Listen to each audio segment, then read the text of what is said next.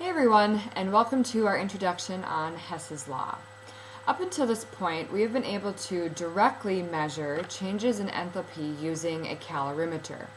We've had a reaction that's happened inside our calorimeter, and as long as we know our masses, specific heats, and changes in temperature, we can directly measure that change in heat, whether it's been into the surroundings from the system or into the system from the surroundings, we can measure it. Well, a lot of times we want to know the change in enthalpy for a reaction, but we can't directly measure it due to a variety of constraints. But what we can do is calculate that change in enthalpy. And how we're going to do that is by using Hess's law. And what Hess's law is, it says if a reaction is carried out in a series of steps, the change in enthalpy for the overall reaction equals the sum of the enthalpy changes for the individual steps. And this is a really important statement here, because what this is really saying is that energy is a state function, which means it doesn't matter how you get from A to B. All that matters is that you get from A to B. So you'll see what I mean when I lay out this example here. So the reaction that I want to know the change in enthalpy for is this. Nitrogen plus oxygen gives me 2 NO2.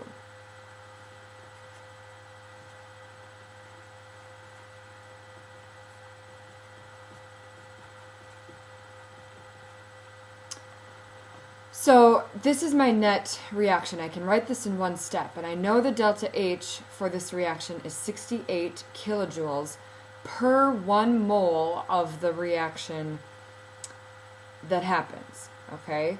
But this reaction really happens in 2 steps, and I'll show those 2 steps. So we'll label that, that's our net reaction. Step number 1 is nitrogen plus oxygen gives me nitrogen monoxide, and the change in enthalpy for that is 180 kilojoules per mole of reaction. Step number 2 is 2 moles of nitrogen monoxide plus oxygen gives me 2 moles of NO2. And the delta H for that reaction is negative 112 kilojoules per mole of reaction. So when I have these 2 intermediate steps like this, I want to recognize that nitrogen monoxide shows up on both sides of my reaction. It shows up as a reactant here and a product here. So that is going to cancel out. If I want to end up with this for my net reaction, all I have to do now is just add these 2 reactions together. When I add these 2 reactions, I'm going to add their changes in enthalpy here. So adding those up, if nitrogen monoxide cancels out, I'm left with nitrogen, which was up here, plus oxygen, whoops, little mistake there, plus, or equals NO2.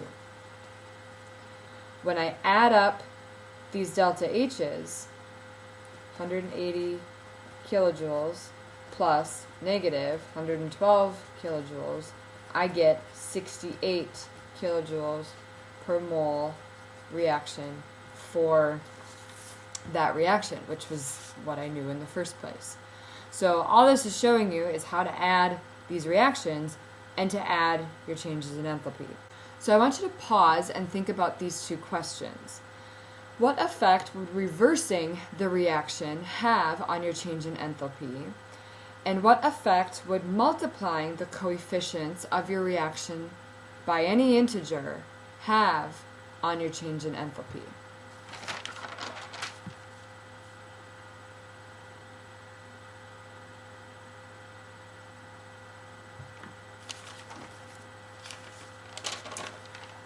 Okay, I hope we paused. And this is an important thing that you're thinking about right now. And that leads us to two important features of Hess's law problems. And the first one is that if I reverse the reaction, I'm going to need to reverse the sign of my change in enthalpy. Okay?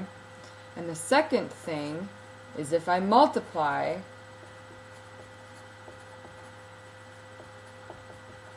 my reaction by an integer, I need to do the same thing for my delta H, for my change in enthalpy.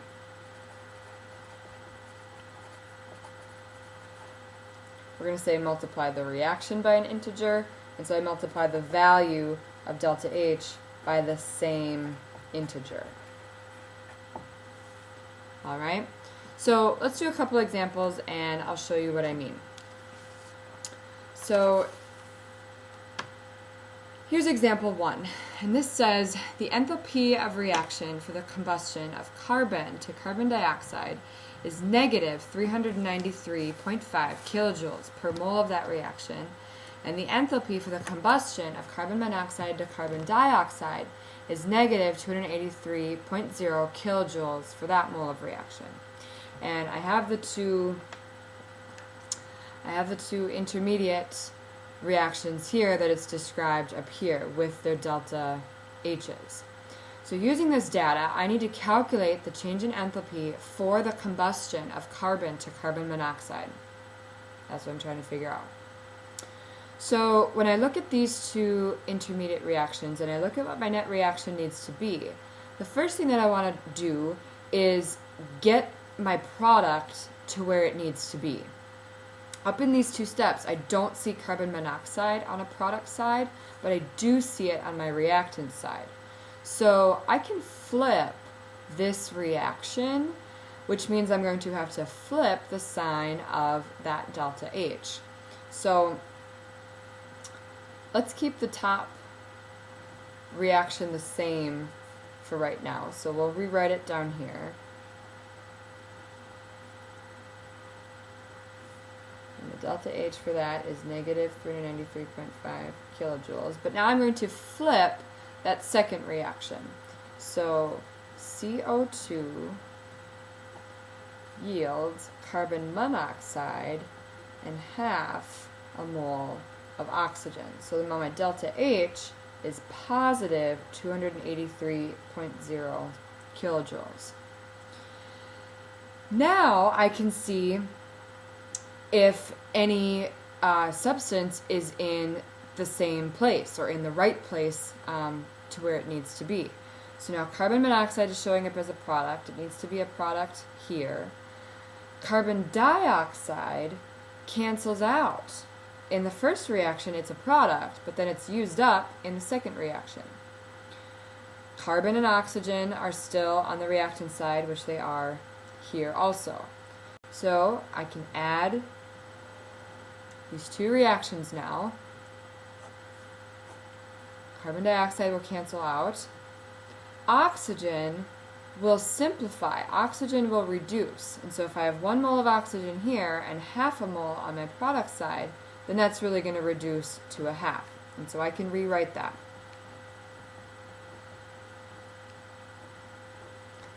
Gives me carbon monoxide. So my delta H, all I need to do is add these two numbers up now. And when I do that, I get negative 110.5 kilojoules per 1 mole of that reaction.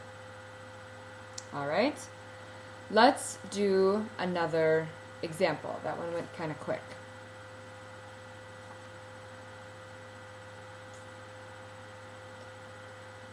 My second example, I want to calculate the change in enthalpy for the reaction. Carbon plus hydrogen gives me C2H2. When I'm given the following chemical equations and their respective enthalpy changes. So I've got 3 separate reactions here, each with their own change in enthalpy. So I'm going to attack this problem the same way that I did the first one. I want to get whatever product is here in my net reaction down here. And I don't see C2H2 as a product down here. I see it as a reactant right here, so let's flip this reaction to get C2H2 over on the product side.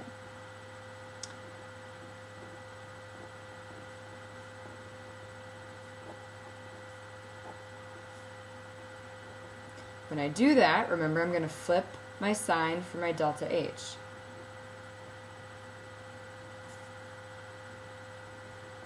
So that's negative 1299.6 kilojoules right now. That's going to become a positive. Alright, so now C2H2 is where I want it on my product side. Carbon and hydrogen, so let's find those two things. Carbon is a reactant over here, so that's in a safe place, and hydrogen is also a reactant. So the things I'm going to have to get rid of here are the oxygens and carbon dioxide and water. So now let's look at amounts. In my net reaction I need 2 moles of carbon, but down here I only have 1. So I'm going to multiply this entire reaction by an integer, and the integer that I should multiply that by is 2. So if I do that to my reaction, I also have to do that to my delta H. So when I do that, I get 2 carbon, oops, that's a solid, plus 2 O2 as a gas gives me 2 CO2. So now my new delta H, when I multiply those together, is negative 787.0 kilojoules. It maybe looks like I can leave my third reaction alone for right now because my amount of hydrogen that I need is the same. So I'm just going to rewrite it down here so that everything is written together.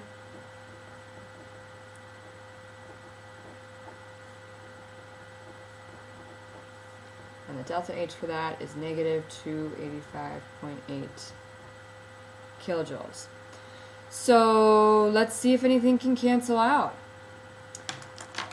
I'm going to highlight, I'm just going to put a box maybe around the things that I want to keep, the things that are showing up here. So I need 2 carbons and 1 hydrogen to give me that C2H2. So in theory, everything else should cancel out right now, but let's just double check that.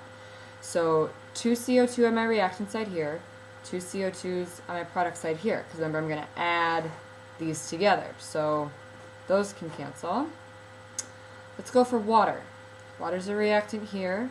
It's a product here. That can cancel. Now let's look at our amounts of oxygen really carefully here, because on my product side for this first reaction I have 5 halves. On my reactant side I have 2 moles plus a half. Well, if I'm going to put that in fraction form, 2 as a fraction is really 4 halves. Alright, so if I've got 4 halves plus 1 half, that's 5 halves. I'm just going to rewrite that down here. That's 5 halves of oxygen, and so that will also cancel out.